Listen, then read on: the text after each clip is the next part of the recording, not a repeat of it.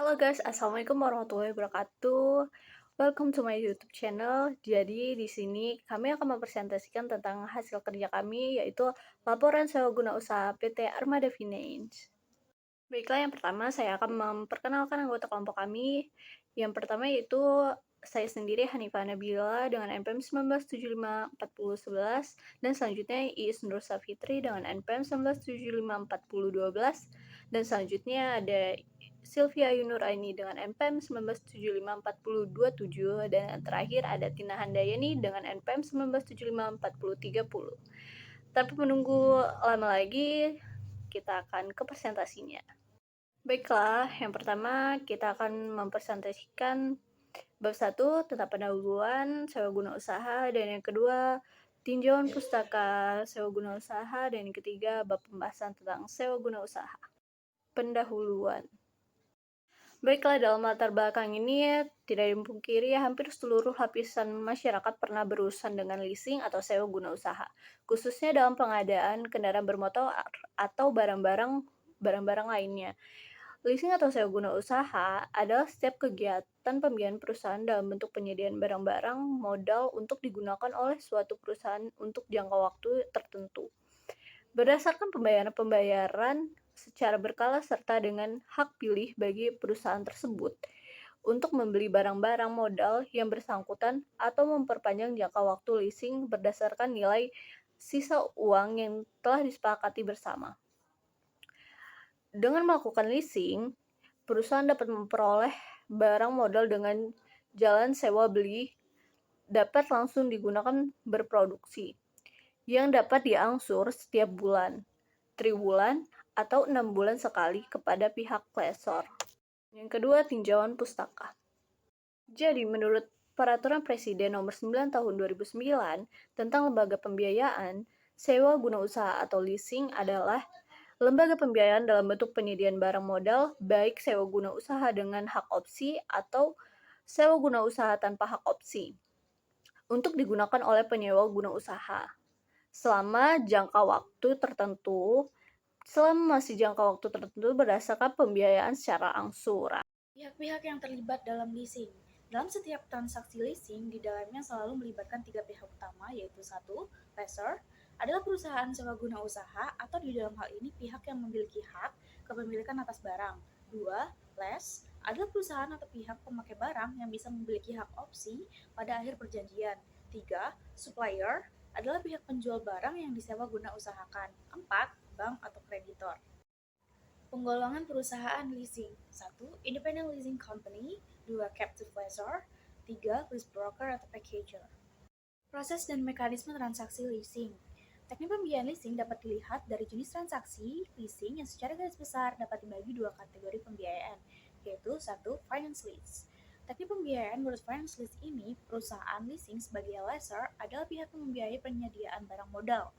Finance lease adalah suatu bentuk pembiayaan dengan cara kontrak antara lessor dan less, di mana lessor sebagai pihak pemilik barang atas objek leasing, di mana objek leasing dapat berupa barang bergerak ataupun tidak bergerak dan memiliki umur maksimum sama dengan masa kegunaan ekonomi barang tersebut.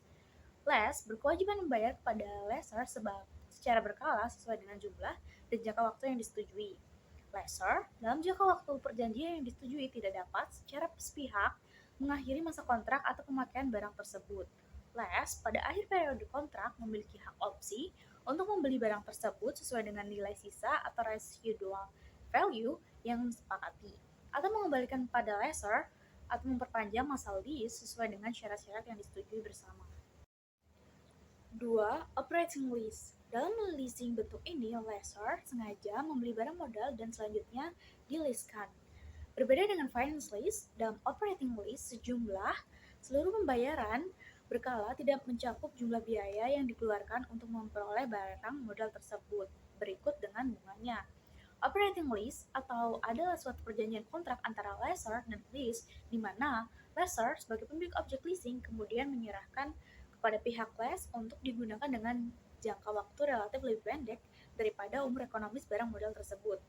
Less atas penggunaan barang modal tersebut membayar sejumlah sewa secara berkala kepada lessor yang jumlahnya tidak meliputi jumlah keseluruhan biaya perolehan barang tersebut beserta bunganya atau disebut juga non-full payoff lease.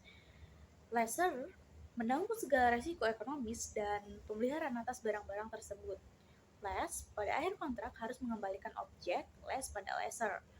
Less biasanya dapat membatalkan perjanjian kontrak leasing sewaktu-waktu atau disebut cancelable. Kelebihan leasing sebagai sumber pembiayaan. Leasing sebagai alternatif sumber pembiayaan memiliki beberapa kelebihan dibandingkan dengan sumber-sumber pembiayaan lainnya, antara lain yaitu sebagai berikut. 1. Pembiayaan penuh. 2. Lebih fleksibel.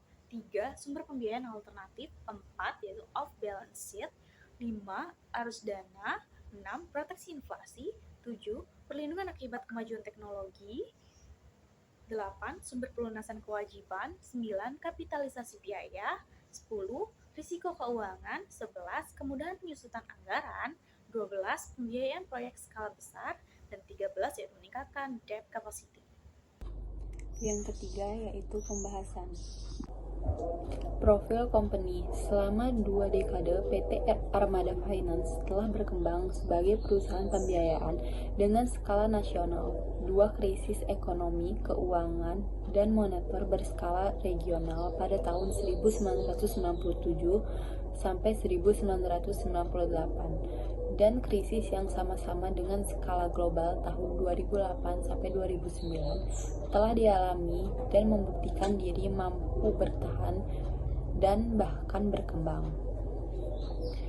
Langkah jejak PT Armada Finance memberi gambaran bahwa kegiatan operasional pada awal tahun 1995 dimulai dari skala kecil dengan pegawai kurang dari 50 orang. Hingga Desember 2020, PT Armada Finance telah didukung dengan pegawai hampir mencapai 907 orang dan memiliki jaringan yang menjangkau wilayah nasional dari Indonesia bagian barat di Kota Pekanbaru, kota-kota Pulau Jawa, Indonesia bagian tengah mencapai Kota Samarinda, dan Indonesia bagian timur mencapai Kota Ruteng. Bidang yang ada dalam perusahaan berdasarkan izin usaha melalui Surat Keputusan Menteri Keuangan Republik Indonesia Nomor 554/KMK 017/1994 PT Armada Finance dapat menjelaskan usaha sebagai berikut. Yang pertama, sewa guna usaha atau leasing, yaitu kegiatan pembiayaan oleh perusahaan pembiayaan lessor dalam bentuk penyediaan barang modal baik dengan cara finance leasing maupun operating leasing untuk digunakan penyewa guna usaha selama jangka waktu tertentu berdasarkan pembayaran secara berkala. Yang kedua, anjak piutang. Yang ketiga, pembiayaan konsumen atau consumer financing. Permasalahan dalam PT Armada Finance. Ketimpangan bisnis sewa guna itu memang akhirnya bersumber pada tiadanya undang-undang khusus yang mengatur masalah itu. Sebab itu, dalam transaksinya, perusahaan leasing hanya melakukan kontrak biasa yang bila terjadi sengketa harus melalui gugatan perdata di pengadilan. Permasalahan leasing lainnya adalah tentang sumber pendapatan perusahaan pembiayaan leasing. Persoalan utama yang dihadapi perusahaan leasing adalah langkah dana yang tersedia untuk melakukan pembiayaan, termasuk kepada usaha kecil menengah.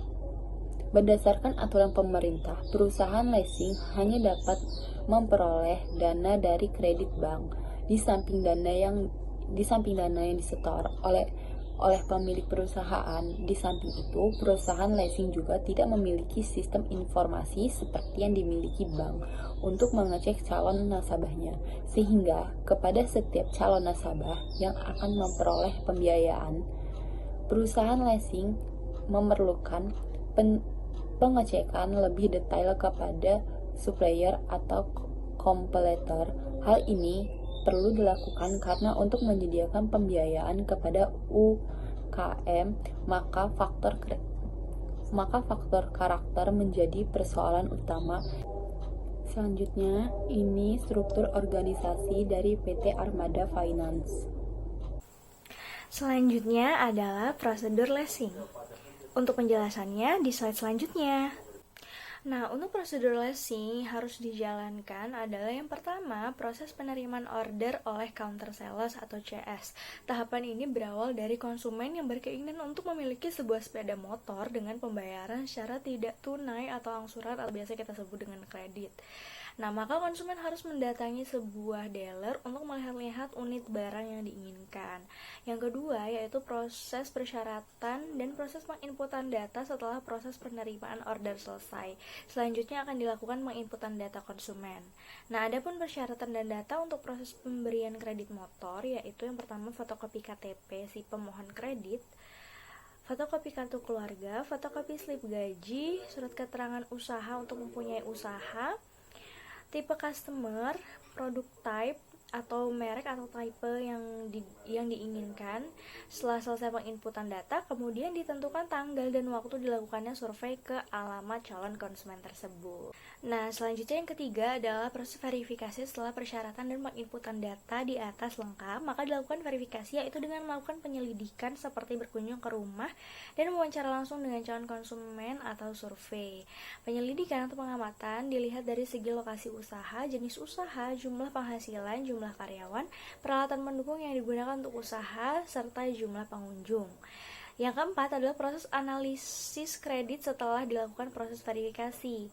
Selanjutnya melakukan analisis kredit, yaitu sangat berperan penting dalam hal ini karena untuk menentukan layak atau tidaknya suatu kredit diberikan kepada konsumen, sehingga dibutuhkan profesionalisme seorang kredit analyst dalam memberikan keputusan tersebut melayani keluhan dari dealer dan customer.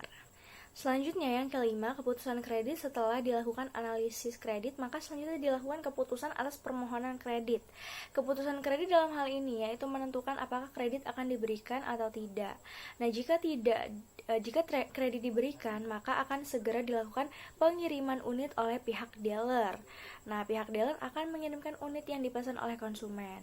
Unit yang sudah dikirim oleh dealer disertai dengan dokumen berita acara, serah terima kendaraan, kemudian ditandatangani oleh pihak konsumen dan diserahkan kembali kepada pihak dealer.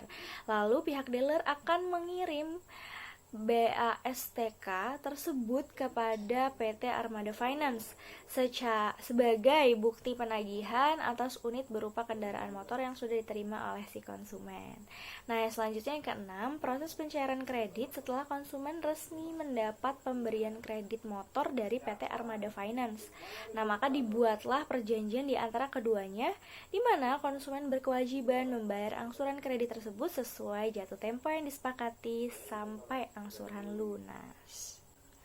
Yang terakhir adalah kesimpulan. Nah, dari presentasi yang telah kami lakukan dapat disimpulkan bahwa kegiatan pembiayaan dalam bentuk penyediaan barang modal baik secara sewa guna usaha dengan hak opsi atau finance lease maupun tanpa hak opsi atau operating lease untuk digunakan oleh lease atau pemakai selama jangka waktu tertentu berdasarkan pembayaran secara berkala sampai pada akhir masa kontrak lease dapat memberi barang tersebut dengan sisa nilai yang disepakati oleh lessor.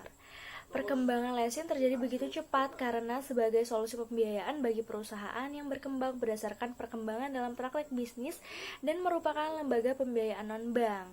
Permasalahan leasing terjadi karena yang pertama, belum adanya ketersediaan peraturan perundang-undangan yang memadai. Yang kedua, keterbatasan permodalan perusahaan leasing di Indonesia. Yang ketiga, ketidaktersediaan sistem data lease sebagai data untuk mempertimbangkan pemberian pembiayaan oleh lessor atau perusahaan leasing. Baiklah, sekian presentasi dari kami. Bila ada salah-salah kata, kami mohon maaf. Kepada Allah kami mohon ampun. Wabillahi taufiq wal hidayah. Wassalamualaikum warahmatullahi wabarakatuh.